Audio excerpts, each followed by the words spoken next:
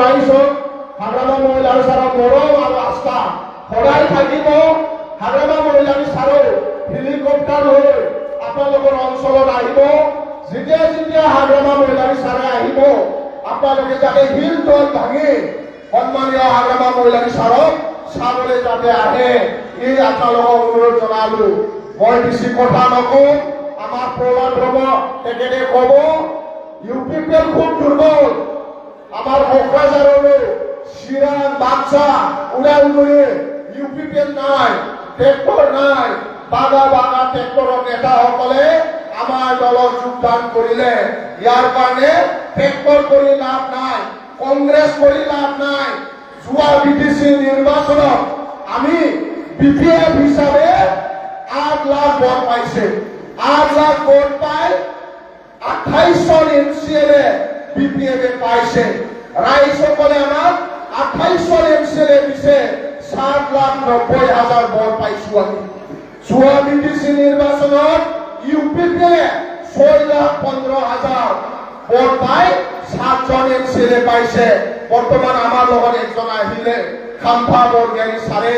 বৰ্তমান ইউপিপিএ লগত 6 জন এমসিএলএ আছে। যোৱা বিটিসি নির্বাচনত বিজেপিয়ে 30টা সমষ্টি খেলি অকল 4.5 লাখ ভোট পাইছে। তো কংগ্রেসও খেলিছে।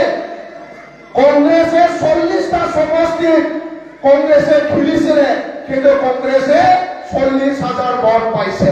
যদি কংগ্রেস আর ইউপিপিএল লোক হয় তথাপিও 6.5 লাখ ভোট আছে। আমার বিপিএমরে অকলশৰীয়াকৈ 8 লাখ ভোট আছে। এনডিএ যদি আমি হয় তাহলে আমার 13 লাখ ভোট আছে। তো কোনো পক্ষে ইউপিপিএলে আমার লগত ফের পাতিব নোৱাৰে, অন্য ৰাজনৈতিক দলে নোৱাৰে। কাৰণ বৰ্তমান এনডিএ লগত 13 লাখ ভোট আছে যোৱা বিটিসিৰ নিৰ্বাচন মতে। আৰ এই কথা গম পায় ওদালগুৰিৰ বিধায়ক আগত ডিপুটি চিফ গোবিন্দ ছাৰে কৈছে মই আৰু ওদালগুৰিৰ এমএলএ খেলিব নোৱাৰো, কাৰণ আমি বিপিএফ ক্যান্ডিডেট লগত হাৰিব। উৰ্খাওগৰা তেওঁলোকৰ কেবিনেট মন্ত্ৰী আছিল, যেনেকা শৰণ ছাৰৰ কেবিনেট মন্ত্ৰী। শৰণ ছাৰে এমএলএ আবাৰ মাছবাৰত খেলিছে ইউপিপিএলৰ কেবিনেট মন্ত্ৰী উৰ্খাওগৰা ব্ৰহ্ম। তেখেতে জানে এবাৰ এনডিএ লগত নোৱাৰে, ইয়াৰ কাৰণে টিকিট লোৱা নাই। 5 জন ইউপিপিএলৰ এমএলএ সিটিং এমএলএ তেওঁলোকে টিকিট লবলৈ সাহস কৰা নাই। আজি ইউপিপিএলৰ এমএলএ সকলে গম পায় যে এই নিৰ্বাচনত বিপিএফ লগত নোৱাৰে বুলি, ইয়াৰ কাৰণে 5 জন সিটিং বিধায়ক তেখেতসকলে টিকিট লোৱা নাই। তো স্বৰ্গীয় ৰাইজ হাগ্ৰামা মহিলাৰ ছাৰৰ মৰম আৰু আস্থা এই অঞ্চলৰ ৰাইজ লগত সদায় থাকিব আৰু মৰম কৰি থাকিব। ইয়াৰ কাৰণে আপোনালোকেও হাগ্ৰামা মহিলাৰ ছাৰক মৰম, আমাৰ শৰণ ছাৰক মৰম দিব লাগিব। ইউপিপিএল কৰি লাভ নাই। ইউপিপিএল বিরাট দুর্বল হয়ে গেল, আর অন্য রাজনৈতিক দল বিরাট দুর্বল। কংগ্রেসে 40টা সমষ্টি খেলি অকল 40,000 ভোট পাইছে। তো আমার বিটিসি কংগ্রেসের ফিউচার নাই।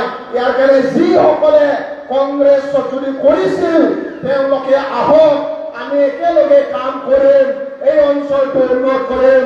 হাগ্ৰামা মহিলাৰ ছাৰে কোনো বিটিসি বাসীক মৰম আৰু শ্ৰদ্ধা জনায়।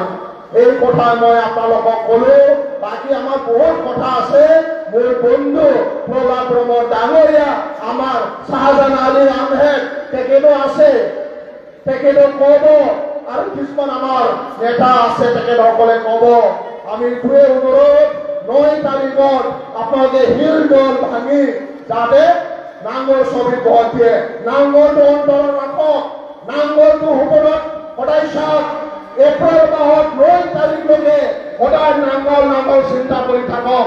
খোৱা টাইমত নাঙল, খোৱা টাইমত নাঙল, চব্জি কিনিব যোৱা টাইমত নাঙল, গা ধোৱা টাইমত নাঙল, য'তে যাওক আগন্তুক 9 তাৰিখলৈকে নাঙল নাঙল নাঙল নাঙল চিন্তা কৰি থাকক। এই কথা মই আপোনালোকক অনুৰোধ জনালো। সদায় নাঙলটো মনত ৰাখক, য'তে যাওক নাঙল অন্তৰত ৰাখক, য'ত যাওক নাঙলটো অন্তৰত ৰাখক। মই এইখিনি কথাই কলো।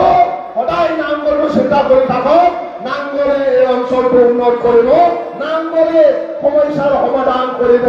এইখিনি মই কথাটো ক'লো। পুনৰ আপোনালোকক ধন্যবাদ যাচি মোৰ বক্তব্য মই ইয়াতে আপুনি থেংক ইউ।